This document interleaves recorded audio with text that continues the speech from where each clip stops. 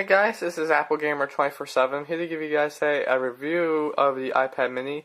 I just had this iPad for about a week now. I just want to give you guys my full impressions of this new, smaller iPad. So basically, going over the design like I usually do in all my Apple reviews, it's got a similar design to the iPhone 5 and the iPod Touch I have, with its a glass black front and its slate back, and you also can get a white version as a white front and a silver back, which also looks kind of sweet. I do like the black one because it sort of blends in with everything else I have, and it kind of has that bluish hue to the slate back, which I like a lot. So that's the main reason I chose the black version over the white one. But the white one is nice. I sort of prefer the white one over the black one in a couple ways, because this black front tracks a lot of fingerprints and the white one sort of hides it. So depending on how well you like your devices clean, or you don't mind wiping out fingerprints every once in a while, definitely choose your colors wisely. I do recommend going into the Apple Store before you buy, just to check out what color suits you.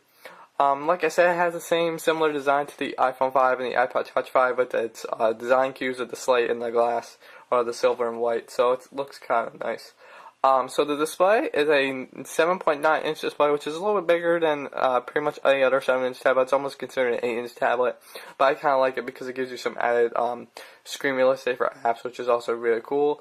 But the resolution on it is 1024 by 768, which is a non-retina display for those out there. You need, I think you don't have the same PPI as a retina display, but this, the resolution's fine for what it does. Mainly this tablet's mainly geared towards, for me, is using it for reading, or just going on the internet reading articles. It's basically good, just like a reading tablet for me, which the resolution is perfectly fine for this. The hardware inside it is running a Apple A5 chip, running at 1 GHz with a Lightning connector on the bottom, so it is adopting that new Lightning standard, so you can plug in the new Lightning cables to get charging and syncing to a computer, or you can sync it via Wi-Fi, via iTunes Wi-Fi sync. It has stereo speakers on it, which is a first for any Apple device in the iPad line, which is nice because you're getting a much better audio quality than you are getting with the full-size iPad, which has a mono speaker. It has a FaceTime HD camera on the front, as you guys can see, for FaceTime calls, and on the back it has a 5-megapixel iSight camera, so you can take pictures or use that for FaceTime as well, which is also pretty sweet. Software for this, it's running iOS 6.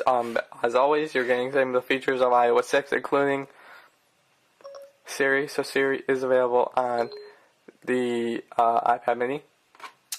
The pros of this device, I have a lot of pros here. The pros I have I love this form factor. I love that I can grip it in one hand and take it with me and just read on it, or I can hold it this way and hold it in one hand. It's really just a one-handed tablet.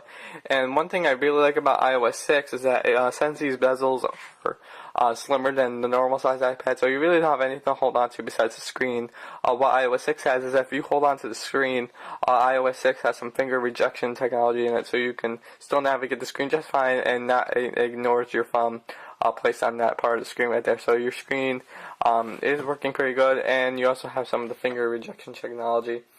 I love the stereo speakers on it. I was getting a much richer sound than I was on my iPad 3rd generation, so I really do like the stereo speakers for watching YouTube videos, or occasionally using Netflix or Hulu Plus or watching video. I really do like using the mono speakers.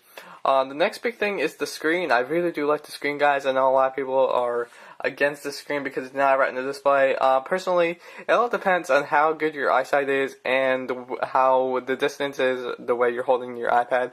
The only way I could really see pixels and wanting to go back to the 3rd generation iPad is if I was watching a video, or if I was holding the iPad like this close. As you can see, you probably can see some pixels if I get really close in here compared to the 3rd generation iPad, but to me it really isn't a big deal because I'm just basically using this for reading, and it's a perfect tablet for that.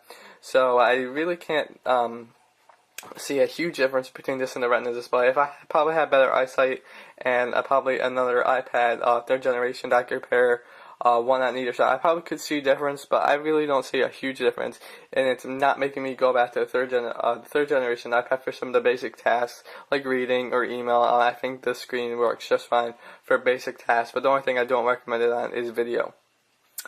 The resolution is perfect. I really do like the 1024 by 768 resolutions, because for app developers it's great because they don't have to reprogram all their apps, because putting in another screen size like 1280 by 800 will require some more programming, and then you have to resubmit your app and get approved. I think Apple did a smart thing by keeping it with the older resolution, so all the apps can just run at their lower resolution builds for the iPad 2 and the iPad 1, and you don't have to wait for your apps to be downloaded. And some of these apps just look kind of like gorgeous on this display as well. So there really isn't, to me, it really isn't a big deal. I think only people that really do tell the difference between the Retina, the resolution of the Retina, and the non-resolution Retina are really geeks. And I think Apple's mainly trying to, as always, trying to put this in front of the main consumer, and they probably won't be telling the difference either. So yeah, that's basically about it for all my pros. I really do like this device. Like I've been saying, it's a perfect fit for me.